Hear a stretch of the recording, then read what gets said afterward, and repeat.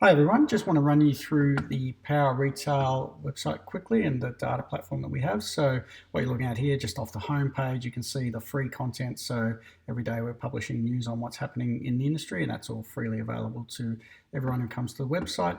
You can also subscribe to the newsletter and get that. And then for members, we have our e-commerce insights as the first component. So this is our library where we've published all of our and continue to publish all of our data on what's happening in the e-commerce space in Australia. So you've got retail insights, you've got shopper profiles, and also learning resources for best practice in e-commerce. If you look at retail insights, you can see some of our key trend reports on different subject matter. And I'll take you through the trajectory report. So basically each member can download any of these reports. Here's what the trajectory report looks like. So we've broken this up. It's published every 2 weeks and broken this up into 3 major components. Retail benchmark trends, where you're looking at revenue over time. Retailer traffic, so this is all related to e-commerce in Australia and focusing on the top 100. Average conversion rate, average order value, Google Ads average CPC, Google Ads average return on advertising spend, etc. Then you go into your shopper behaviour. Now we pull this from surveying our panel of over 1 million consumers, and we're looking at shopper intent to spend online through the COVID period, obviously of key importance in decision making. How Victoria, which is topical at the moment, is viewing their propensity to spend online. Our shoppers are paying for purchases, obviously key to retailers, where they have their purchases delivered, etc. And then each 2 weeks we publish information on a specific talking point. In this case, it was returns. So looking at consumers' preferences when it comes to returns, and behaviours when it comes to returns, and also comparing those to when we did it in the same time frame in 2019 and how it's changed. So again, all useful information for retailers to make decisions.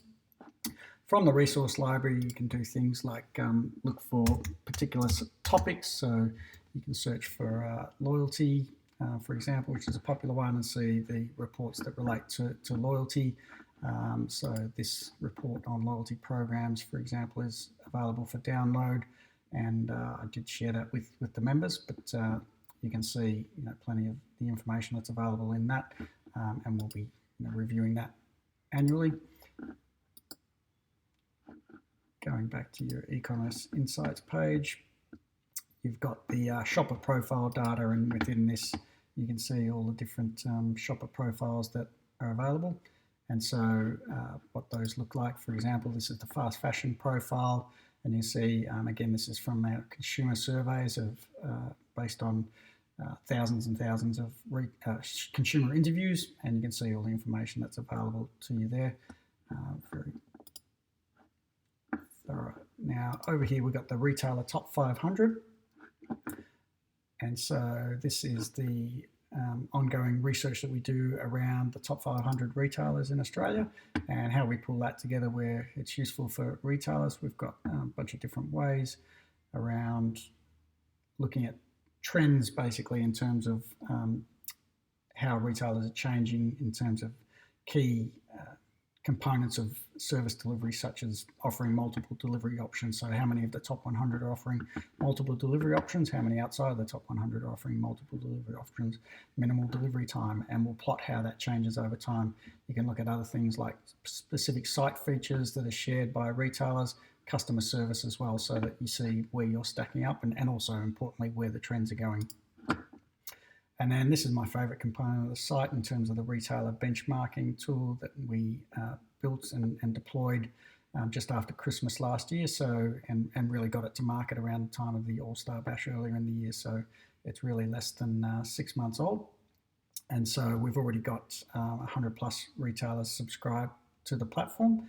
And what it's very useful for is comparing your existing metrics with those of the industry. So, and it's all based on Australian data. So, unlike some benchmarking tools that are focused on global data, this gives you access to insights against in comparison to Australian retailers. So, no one sees competitors.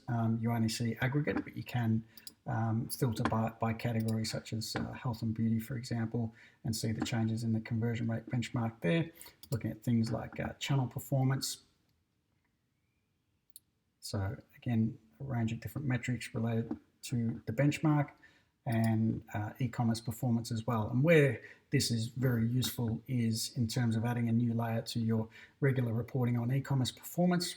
Retailers always know how they're going themselves against their own targets and key metrics, but rarely or never do they really understand exactly how they're going against the broader market and their peers within the market. And this is, retailers' own data being linked to the platform. We anonymize it so that there's no possible way that a retailer can identify a competitor from this, but they can, compare themselves against peer sets and see what the trends are and see whether they're keeping up with the benchmarks, soaring above the benchmarks or falling below the benchmarks, and obviously that's really important with business decision making. So thank you for that, and I look forward to your questions. Thank you.